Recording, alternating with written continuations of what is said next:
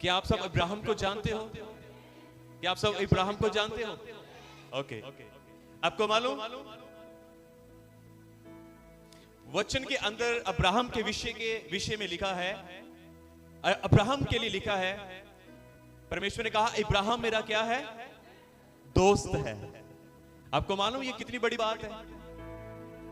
यदि आपको हमारे प्रधानमंत्री जी कह दें, हमारे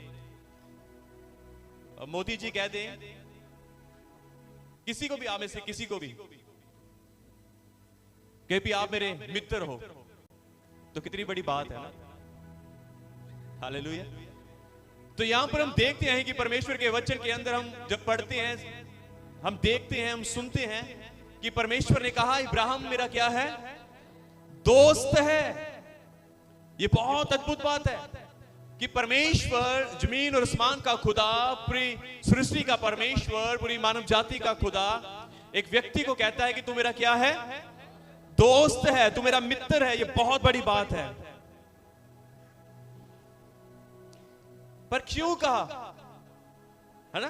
क्यों कहा परमेश्वर ने इब्राहिम को भी तू मेरा दोस्त है? खुदा ने क्या देखा? क्या देखा परमेश्वर ने?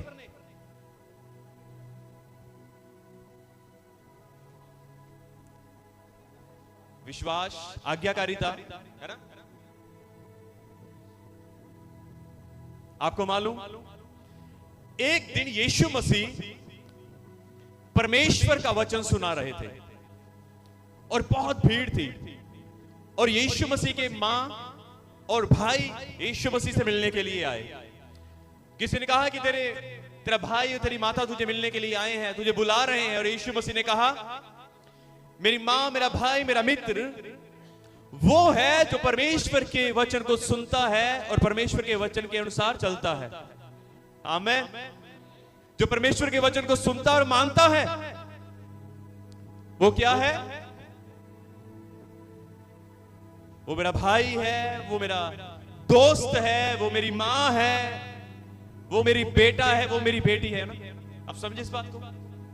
खुदा क्या कहना चाहता है? खुदा ने इब्राहिम को क्यों कहा कि इब्राहिम तू मेरा दोस्त है? उसके अंदर क्या देखा उसने? आपको मालूम जो इब्राहिम था वो परमेश्वर को सुनता था। अब्राहम परमेश्वर को सुनता था और मानता भी था। आमीन। मेरी बात समझे आप? इब्राहिम जो था वो परमेश्वर को सुनता था। जब पहली बार खुदा ने बुलाया तो अब्राहम ने सुना, अब्राहम ने सुना उसको। परमेश्वर ने कहा कि तू अपने कुटुंबी को, अपने घराने को छोड़ और जिस स्थान के ऊपर जाने के लिए मैं तुझे कहता हूं वहां पर जा। बाइबल कहती है उसने सुना और किया भी। सुना और किया भी। हालेलुया। अब्राहम ने सुना परमेश्वर की आवाज को और परमेश्वर ने कहा कि तू मेरा प्रिय मित्र है, तू मेरा क्या है? तू मेरा दोस्त है। हालेलुया। इसका आंसर यही है, परमेश्वर, इब्राहिम परमेश्वर को सुनता था और उसका कहना मानता था, उसके अनुसार चलता भी था। हालेलुया। हम आगे बढ़े। मैं कुछ बताना चाहता हूं आपको। आज से कुछ साल पहले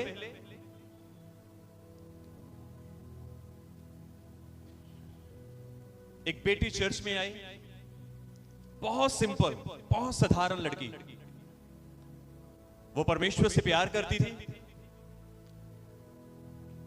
परमेश्वर से प्यार करती थी, प्रार्थना करने वाली थी, वचन पढ़ने वाली थी।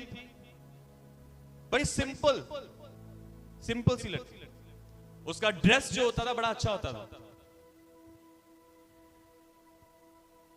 मैं आपको बताना चाहता हूं कि एक दिन उसकी जॉब लग गई। क्या लगी? अब मेरी बात को सुन रहे हो ना? एक दिन उसकी क्या लग गई? जॉब। जब उसकी जॉब लग गई वो धीरे धीरे परमेश्वर से दूर होती गई, धीरे धीरे परमेश्वर से दूर होती गई। जब वो दूर होती जा रही थी धीरे धीरे, उसके बाद जैसे कि मैंने बोला कि वो बड़ी सिंपल और साधारण सी लड़की थी, उसके बाद जब उसकी जॉब लग गई, कुछ समय के बाद उसकी ड्रेस कोड था वो बदल गया, उसकी ड्रेसअप बदल गई। मैंने देखा कि वो उसकी जो जीन होती थी, पहले वो जीन वो डालती थी पर उसका ड्रेस कोड अच्छा होता था, जैसे मेरा लॉन्ग कुर्ता है ना, ऐसे। जब मैंने बाद में देखा तो मैंने देखा कि उसकी पैंट यहां से फटी हुई है, उसके बोलने का बिहेवियर बदल चुका है, उसकी चाल चलन बदल चुका है। अब वो परमेश्वर से दूर है और धीरे धीरे करके उसने परमेश्वर को भी छोड़ दिया। जरूरी नहीं है कि मैं किसी लड़की की बात कर रहा हूं, पर कई बार हम कई भाइयों को भी देखते हैं, बड़े सिंपल से साधारण से होते हैं, पर जब जैसे ही वो बाहर जाते हैं, किसी जॉब में, किसी कहीं भी बाहर जाते हैं ना, उनका बोलना संसार में, जब वो जाते हैं उनका बोलना, उनका बिहेवियर, उनका ड्रेस कोड, उनका चाल चलन, वो सब टोटली बदल जाता है। वो टोटली क्या होता है? आपने देखा होगा, सब कुछ बदल जाता है। आप में से कई ऐसे जो बाहर रहते हैं संसार में, आप देखते हो कि वो क्या चल क्या रहा है ना। पर मैं आपको उन लोगों की बात बता रहा हूं जो लोग पहले अच्छे थे, मसीह के अंदर अच्छी तरह परमेश्वर के पीछे चल रहे थे, दुआ प्रार्थना करने वाले लोग थे। जैसे ही उनको बाहर की गंदी हवा, मैं ये कहूंगा संसार की गंदी हवा लग गई, तो उनका सब कुछ बदल गया।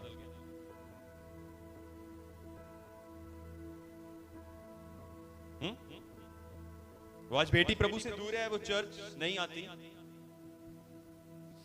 संसार की हवा बहुत गंदी है।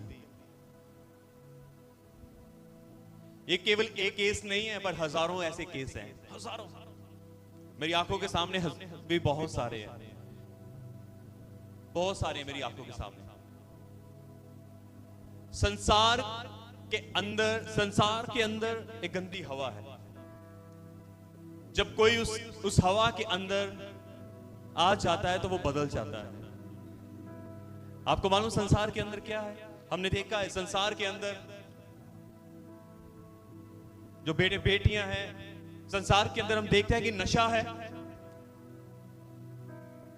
मैंने कई ऐसी लड़कियों को देखा जो सिगरेट पीती हैं, शराब पीती हैं, आप भी जानते होंगे ना, क्योंकि संसार की हवा ही ऐसी है।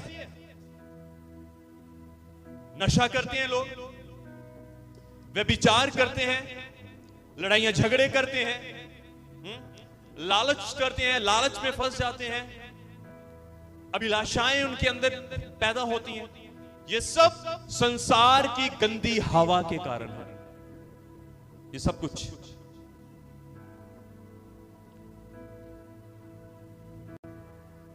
संसार की गंदी हवा लोगों को अपनी ओर खींच रही है। अब वो बेटी नहीं, कई ऐसी बेटियां या कई ऐसे बेटे, कई ऐसे परमेश्वर के लोग आज खुदा से बहुत दूर हैं।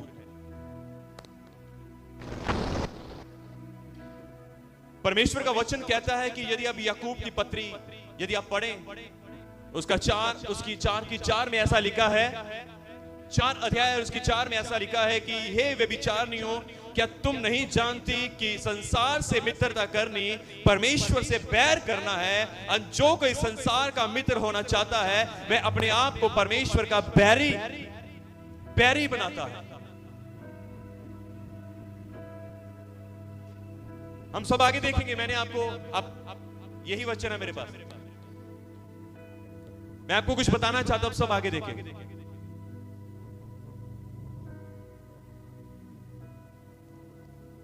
अपने बेटे बेटियों के लिए प्रार्थना करें, प्रार्थना में रहें, जितना हो सकता है उनके लिए प्रार्थना करें ताकि उनकी बुद्धि अच्छी रहे। आपको मालूम, आप सब इस बात को जानते होंगे कि अच्छी संगति आने के लिए बड़ा समय लगता है, पर अच्छी बातें सीखने के लिए या अच्छी बातों अच्छे प्रभाव में चलने के लिए समय लगता है, पर बुरे प्रभाव में जो बेटे और बेटी हैं, जो लोग हैं, वो बहुत जल्दी आ जाते हैं। बाइबल कहती है कि बुरी संगति अच्छे चरित्र को खराब कर देती है। बुरी संगति, जोर से बोलो, बुरी संगति, मेरे पीछे बोलो, बुरी संगति अच्छे चरित्र को भी खराब कर देती है। हालेलुया, समझो इस बात को। सो हमें परमेश्वर के साथ कितना, मैं पिछले दिनों में ऐसी प्रार्थना कर रहा था कि परमेश्वर, तेरा वचन कहता है बुरी संगति अच्छे चरित्र को खराब कर देती है प्रभु, इसलिए मैं चाहता हूं कि परमेश्वर मैं तुझ में और बढ़ूं, ताकि कहीं मेरे अंदर कोई कमियां घटियां हैं तो परमेश्वर तेरी पवित्र संगति से मेरी बुरी चीजें जो हैं वो तेरी पवित्र संगति से पवित्र हो जाए। अब समझो खुदा के नजदीक रहना कितना जरूरी है। यदि बुरी संगति अच्छे चरित्र को बिगाड़ सकती है, इसका अर्थ यह भी है, अगर दूसरा पहलू देखें तो अच्छा चरित्र बुरी संगति को भी अच्छा कर सकता है। आमीन, कितने समझे इस बात को? अच्छा चरित्र, अच्छी संगति, पवित्रता की संगति बुरी संगति को भी अच्छी कर सकती है। तो इसलिए अच्छे लोगों के साथ बैठना और उससे भी अधिक परमेश्वर के साथ बैठना हमारे लिए कितना जरूरी है। आमीन। परमेश्वर के साथ जिसका चरित्र अच्छा है, जो पवित्रता का परमेश्वर है, जब हम उसके पास आएंगे, जब हम उसमें बने रहेंगे, जब हम उसके साथ रहेंगे, तो यदि हमारे अंदर कहीं कमी घटियां या हमारे चरित्र भी बुरा होगा, तो उसकी पवित्रता के साथ, उसकी पवित्रता में रहने के कारण हमारा बुरा चरित्र भी पवित्रता में बदल जाएगा। कितनों को समझ आया? समझ आया? थोड़ों को आया, थोड़ों लोगों को, है ना, कम लोगों को आया समझ। सबको समझ आया? क्या आप जोर से कह सकते हैं आमीन? ओ, आपका आमीन बहुत ढीला। Hallelujah, hallelujah. इसलिए जितना हो सकता है कि परमेश्वर के साथ क्या करना है? समय बिताना है, जितना हो सकता है। मैं एक बात बताऊं, केवल एक के ऊपर विश्वास किया जा सकता है, वो परमेश्वर है, जो तुम्हें हर समय वो तुमसे बात करेगा और तुम्हें एक अच्छा जीवन जीने के लिए उत्साहित भी करेगा, अच्छा जीवन जीने के लिए प्रेरणा देगा, क्योंकि वो गूंगा नहीं, वो बहरा नहीं, वो अंधा नहीं, वो देखता है, वो बोलता है और वो सुनता भी है। वो इजराइल का परमेश्वर है जो ना सोता ना ऊँगता है। आमीन, हालेलुया। वो इजराइल का परमेश्वर है, इसलिए उससे संगति करना बहुत जरूरी है हमारा। हम थोड़ा समय आगे देखें, मैं आपको कुछ बताना चाहता हूं। बाइबल के अंदर एक व्यक्ति है, एक राजा है जिसका नाम अहाब है। क्या नाम है? अहाब। क्या नाम है? अहाब। बाइबल कहती है कि वह इजराइल का राजा है, वह इजराइल का राजा है, और अहाब ने एक औरत से शादी की जिसका नाम है इजबेल। क्या नाम है? इजबेल से। इजराइल का राजा है और इजबेल से उसने शादी कर ली, और इजबेल एक विदेशी औरत है, विदेशी रानी है, और उसका जो पिता है वो सिदोन देश का राजा है जिसका नाम एतबाल है। मैं आपको बताना चाहता हूं कि अहाब ने विवाह कर लिया, जब इजबेल से विवाह किया, और इजबेल अब अहाब की रानी बन चुकी है, और उसी तरह जैसे वो उसकी रानी हो चुकी है, अब वो इजराइल की भी रानी बन चुकी है। किसकी रानी? इजराइल की भी, क्योंकि अहाब इजराइल का राजा था। जब उसकी शादी होगी, अब वो इजराइल की भी क्या बन चुकी है? रानी बन चुकी है। हम देखते हैं परमेश्वर के वचन के अंदर से कि जो इजबेल है वो यहोवा से नफरत करती थी। जो इजबेल थी वो यहोवा से नफरत करती थी। यहोवा से नफरत करती थी वो। यहोवा के लोगों यहोवा से नफरत करती थी, यहोवा के लोगों से नफरत करती थी, यहोवा के नबियों से नफरत करती थी। बाइबल कहती है उसने यहोवा के बहुत सारे नबियों को मरवा भी डाला था। क्यों? क्योंकि वह बाल देवता की पूजा करती थी, उसकी आराधना करती थी। बाल देवता की वो आराधक थी, वह उसको मानती थी और कई देवताओं को भी उसकी आराधना और उनकी पूजा करती थी। ये इजबेल थी। मैं ज्यादा नहीं इसके बारे में बताऊंगा, पर जो मैं बताना चाहता हूं मैं वही आपको बताऊंगा। ये यहोवा से भी घृणा और नफरत करती थी, उसके लोगों से नफरत करती थी और उसके नबियों से भी नफरत करती थी। ये जो इजबेल है ना, इजबेल, ये परमेश्वर के लोगों को परमेश्वर की आराधना करने से भी रोकती थी, उनको भरमाती थी, उनको भटकाती थी, उनको परमेश्वर की आराधना करने से रोकती थी वो, क्योंकि वो खुद एक मूर्ति पूजक थी, वो बाल की पूजा करती थी। पर आज भी आपने देखा होगा प्रकाशित वाक्य के अंदर ऐसा लिखा है कि इजबेल की आत्मा आज भी काम करती है। प्रकाशित वाक्य कहता है भले ही वो मर गई, पर आज भी उसकी आत्मा काम करती है। हालेलुया। जैसे मैंने पहले आपको बताया कि एक अच्छी प्यारी बेटी खुदा के घर में आने वाली, जैसे ही वो बाहर गई वो सब कुछ बदल गया उसका। एक सिंपल साधारण, कई बार हम देखते हैं ना, कई जवान बेटे बड़े सिंपल और साधारण होते हैं, पर जैसे ही वो बाहर जाते हैं उनके कपड़े पहनने का स्टाइल, उनके बालों का स्टाइल, उनके चाल चलन का स्टाइल, उनके बोलने का स्टाइल, सब कुछ बदल जाता है, क्योंकि बाहर कुछ ऐसा ही है सब कुछ, है ना। मैं उन जवानों के लिए प्रभु का धन्यवाद करता हूं जो परमेश्वर में हैं और परमेश्वर में बने हुए हैं। मैं इस बात के लिए खुदा का धन्यवाद करता हूं। हालेलुया। आज भी वो दुष्ट आत्मा, आज भी इजबेल की आत्मा काम करती है, ऐसे लोगों को खींचती है अपनी ओर, परमेश्वर के घर में आने से रोकती है, परमेश्वर के काम करने से रोकती है, उसकी आराधना करने से रोकती है, वो आज भी काम करती है। प्रकाशित वाक्य कहता है कि आज भी इजबेल की आत्मा काम करती है, पर लोग समझ नहीं पा रहे। सो मैं आपको बता रहा था कि जब उसने वो बाल देवताओं की पूजा करती थी और अहाब ने उसके साथ शादी कर ली, और उसका शादी करने के प्रति पीछे उसका एक मतलब था बहुत बड़ा अहाब का। एक बात बताऊं, जो अहाब था वो भी परमेश्वर का भय नहीं मानता था। बाइबल कहती है कि वह एक बुरा व्यक्ति था, कभी चलता था कभी नहीं चलता था, कुछ ऐसा था, वो ऐसे करता था, पूरी रीति के साथ वो परमेश्वर के पीछे नहीं हो लिया। जब उसने शादी कर ली, उसने इजराइल के अंदर बहुत सारे बाल देवताओं को खड़ा कर दिया उनकी आराधना करने के लिए। इजरायली लोगों को उकसाया, भरमाया कि तुम इसकी आराधना करो, यहोवा को छोड़ो। बहुत सारे ऐसे काम किए उसने।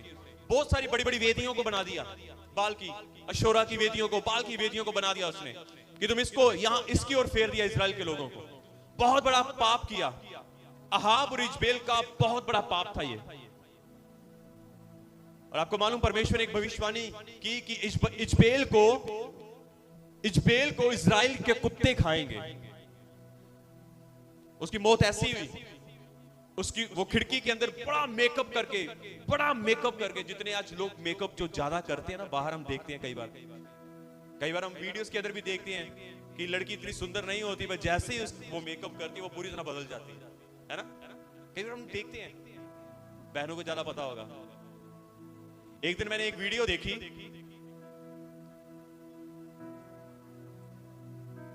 उसका पति अपनी पत्नी को सलून के अंदर, क्या बोलते हैं, ब्यूटी पार्लर में छोड़ने के लिए आया। शादी पे जाना था उन दोनों ने, और ब्यूटी पार्लर के अंदर छोड़ने के लिए आया तो उसकी पत्नी कहती आप 1 घंटे के बाद आ जाना मुझे लेने के लिए। जो वो, ये रियल वीडियो है, ये कोई फनी, कोई डबी नहीं थी, ये रियल वीडियो है। जैसे ही वो 1 घंटे के बाद उसको लेने के लिए आया तो क्योंकि अंदर नहीं जाने देते। वो नॉक करता है, अपनी पत्नी को आवाज लगाता है तो बाहर कहता है बाहर आ जा, मैं आ गया हूं। वो कहती है अंदर से, कहती मैं आती हूं। और जैसे बाहर आती है, जैसे वो बाहर आती है अपनी पत्नी को कहता है बहन जी मेरी ना पत्नी अंदर होगी, आप उनको बाहर बुला दो जरा। वो कहती है मैं आपकी पत्नी हूं। वो कहता तुम मेरी पत्नी कैसे हो सकती हो? ये सच्ची की वीडियो है। कहते तुम मेरी पत्नी कैसे हो सकती हो? नहीं नहीं नहीं, मेरी पत्नी ऐसी थोड़ी ना है। मतलब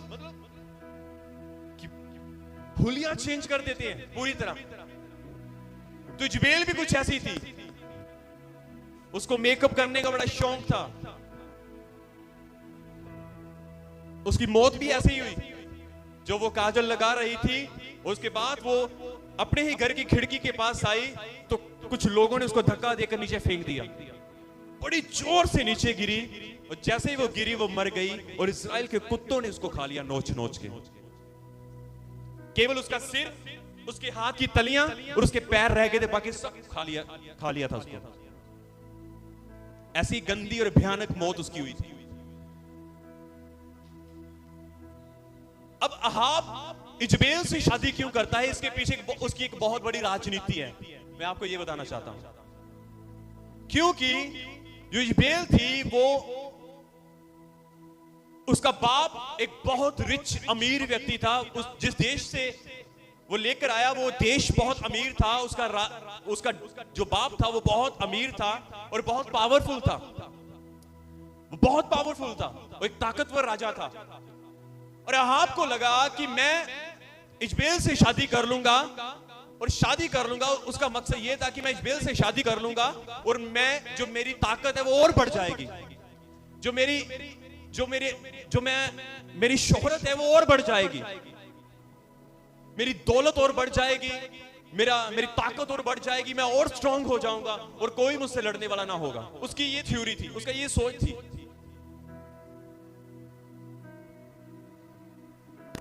ये अहाब की ये हम गलती को देखते हैं कि उसने परमेश्वर पर, अहाब की हम ये गलती को देखते हैं कि उसने परमेश्वर पर भरोसा ना रखा, जिसने इजराइलियों को मिस्र देश में से बाहर निकाल के लेकर आए थे। बाइबल कहती है परमेश्वर इजराइलियों को मिस्र से बाहर लेकर आया अपनी सामर्थ के द्वारा, लाल समुद्र से पार करवाया अपनी सामर्थ के द्वारा, और मिस्र के तमाम लोगों को मिट्टी में समुद्र में मिला दिया परमेश्वर ने अपनी ताकत के द्वारा। वो भूल गया और उसको लगा कि मैं उससे शादी कर लूंगा, अब मैं और ताकतवर हो जाऊंगा, मेरी शोहरत और मेरी दौलत और बढ़ जाएगी। उसकी थ्योरी, उसकी सोच ऐसी ही थी। पर मैं आपको बताना चाहता हूं, उसने परमेश्वर पर भरोसा नहीं किया पर उसने इजबेल से शादी कर ली। आपको मालूम, भले ही आपके पास पैसा नहीं, ध्यान से सुना, भले ही आपके पास पैसा, भले ही आपके पास बहुत पैसा नहीं है, भले ही आपके पास प्रॉपर्टी नहीं है, भले ही आपके पास एक बहुत बड़ी सेना नहीं है, पर लेकिन परमेश्वर आपके पास है तो आप बहुत ताकतवर हो। यदि परमेश्वर आपके साथ है तो आप बहुत ताकतवर हो। बोले आमीन। कितनों को समझ आ रहा है मेरी बात? ये आज का वचन, ये आज शिक्षा है। यदि आपके पास पैसा नहीं, यदि आपके पास प्रॉपर्टी नहीं, यदि आपके पास बड़ी सेना नहीं, यदि आपके पास बहुत कुछ नहीं, पर यदि परमेश्वर आपके साथ है तो आप एक बहुत ताकतवर व्यक्ति हो।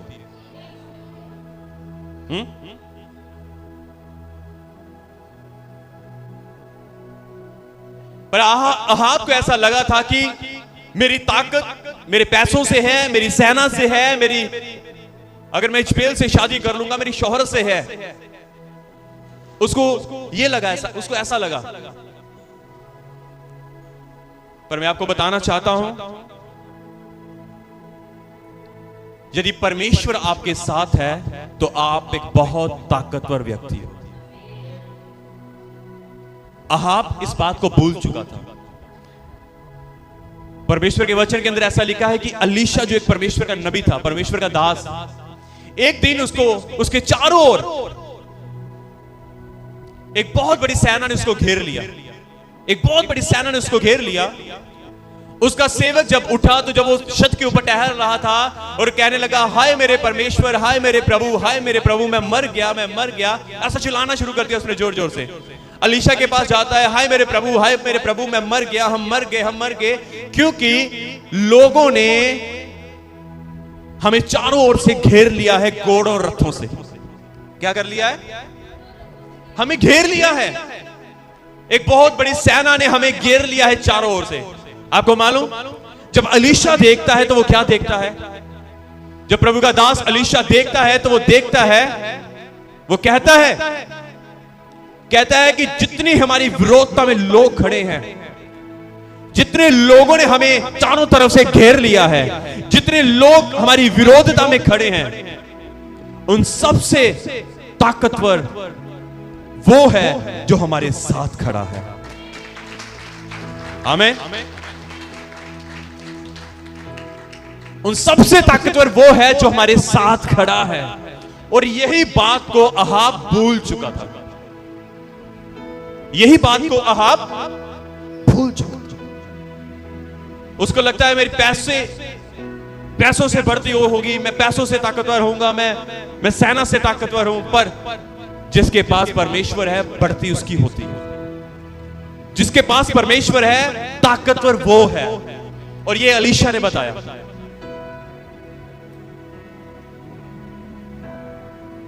जितने हमारी विरोधता में खड़े हैं, उन सबसे सामर्थी वो है जो हमारी ओर है। और बाइबल कहती है इज़राइल के नबी के साथ यहोवा था। आमीन। इज़राइल के नबी के पास कौन था? यहोवा था। अलीशा के साथ कौन था?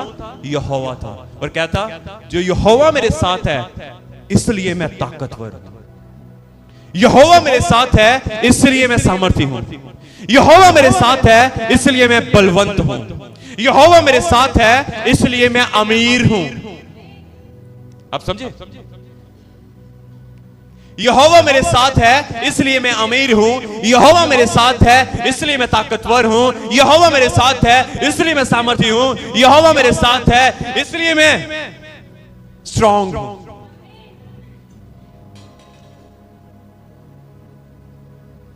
भजन संहिता के अंदर ऐसा लिखा है कि यहोवा मेरा शरण स्थान और मेरा दृढ़ गढ़ है। वो मेरे छुपने की जगह है। समझते हो? वो मेरे छुपने की, वो मेरे लुकने की जगह है। क्योंकि वो जानता है कि जब मैं उसके पंखों के नीचे, उसके हाथों के नीचे आ जाऊंगा तो मेरी कोई हानि नहीं हो सकती। आपका आमीन ढीला है। अब जोर से बोले आमीन, हालेलुया।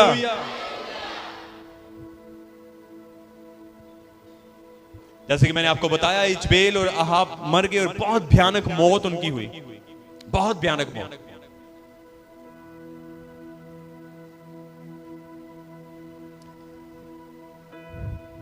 हे व्यभिचारिणियों, क्या तुम नहीं जानती कि संसार से मित्रता करनी परमेश्वर से बैर करना है? जो कोई संसार का मित्र होना चाहता है वह अपने आप को परमेश्वर का बैरी बनाता है। वचन को समझ आया आपको? परमेश्वर किसी का बैरी नहीं है, पर जब हम खुदा से दूर जाते हैं, जब हम संसार में चले जाते हैं, तो हम खुद ब खुद उसके बैरी बन जाते हैं। परमेश्वर अहाब का बैरी नहीं था, पर बाइबल कहती है जब अहाब ने और इजबेल का वो बैरी नहीं था। परमेश्वर इजबेल से नफरत नहीं करता था, पर अगर वो मन फिराती, बाइबल परमेश्वर ने कहा उसको मन फिराने के लिए, पर उसने मन नहीं फिराया। उसने खुद भी मन नहीं फिराया और लोगों को भी अपनी ओर फेर लिया। आप समझे इस बात को? क्या तुम नहीं जानते कि संसार से मित्रता करनी परमेश्वर से बैर करना है? यदि हम संसार के दोस्त हो जाते हैं, जब हम संसार के मित्र हो जाते हैं, तो हम परमेश्वर के बैरी बनते जाते हैं। संसार से मित्रता करने का अर्थ यह है कि हम अब परमेश्वर की विरोधता में काम करेंगे, है ना। संसार का मित्र हो जाने का अर्थ यह है कि अब हम परमेश्वर के खिलाफ हो रहे हैं। संसार का मित्र होने का कारण अर्थ यह है कि अब हम परमेश्वर से बगावत कर रहे हैं। संसार का मित्र होने का अर्थ यह है कि अब हम परमेश्वर की नहीं सुनेंगे, हम अपनी इच्छा के अनुसार चलेंगे, जो हमारे मन में आएगा हम वही करेंगे।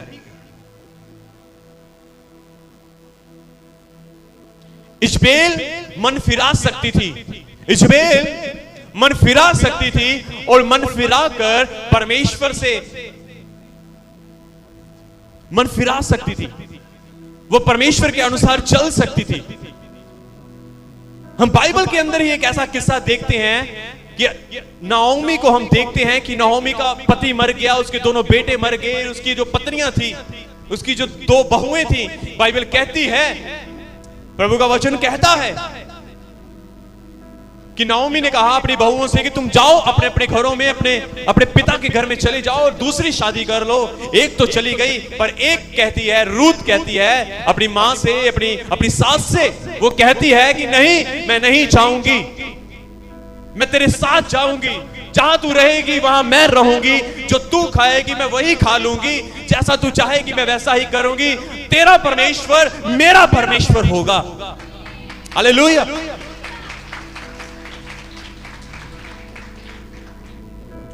जब उसने कहा कि तेरा परमेश्वर मेरा परमेश्वर होगा, तो उस बात को परमेश्वर ने सुन लिया।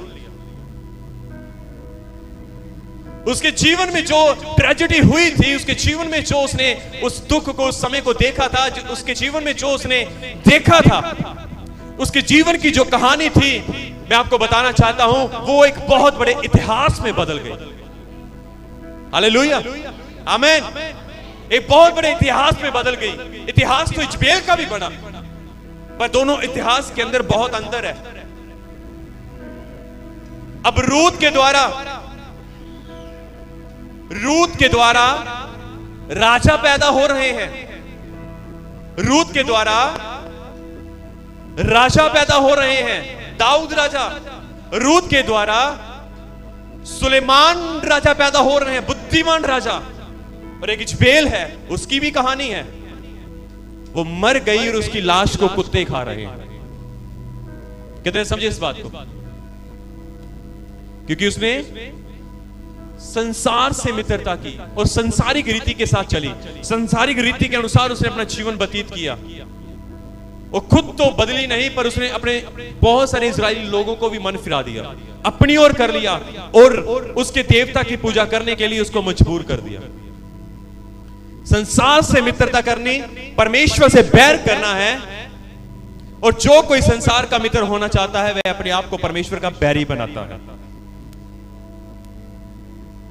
हालेलुया।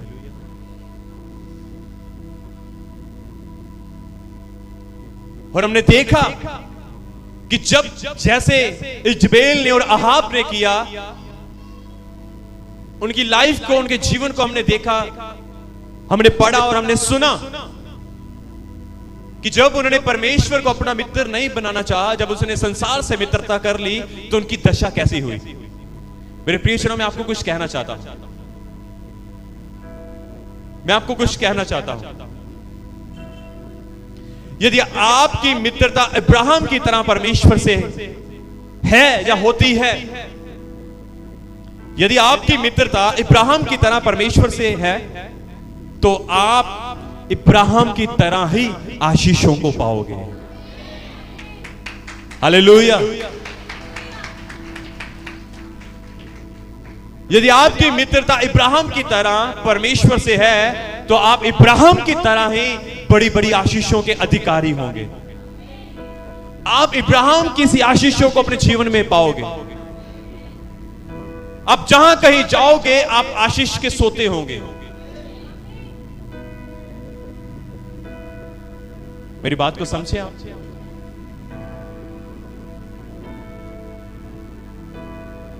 जोर से बोले हालेलुया।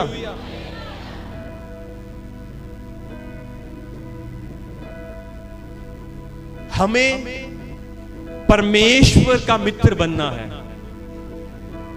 और यीशु ने कहा कि वही मेरा भाई है, वही मेरा मित्र है, कि जो वही मेरी मां है, कि जो परमेश्वर के वचन को सुनते और मानते हैं।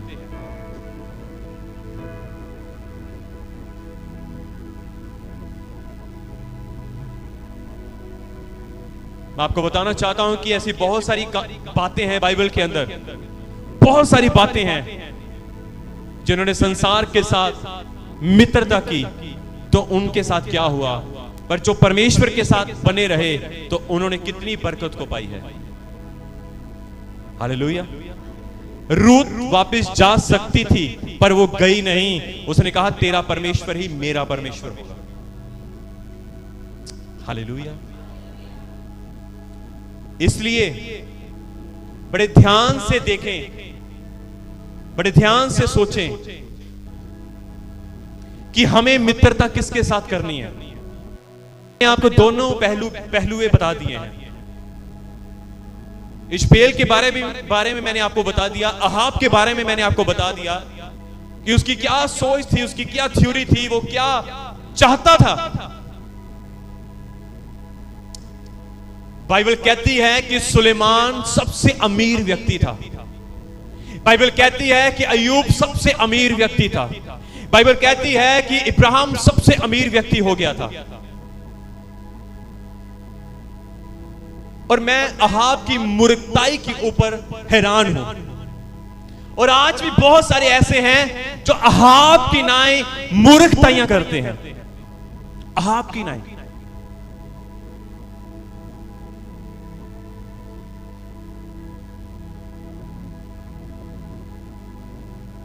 कितने समझे इस बात को? अहाब की नाई मूर्खताइयां करते हैं। उनको लगता है कि मैं उसके साथ दोस्ती कर लूं,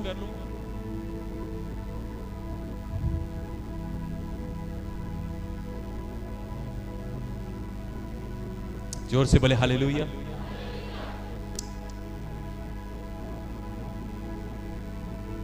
मित्रता किसके साथ होनी चाहिए?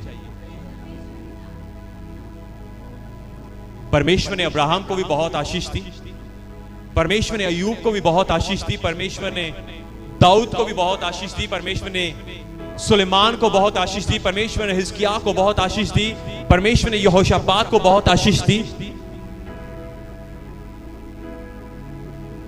अब मैं आपके हाथों में सब कुछ देता हूं।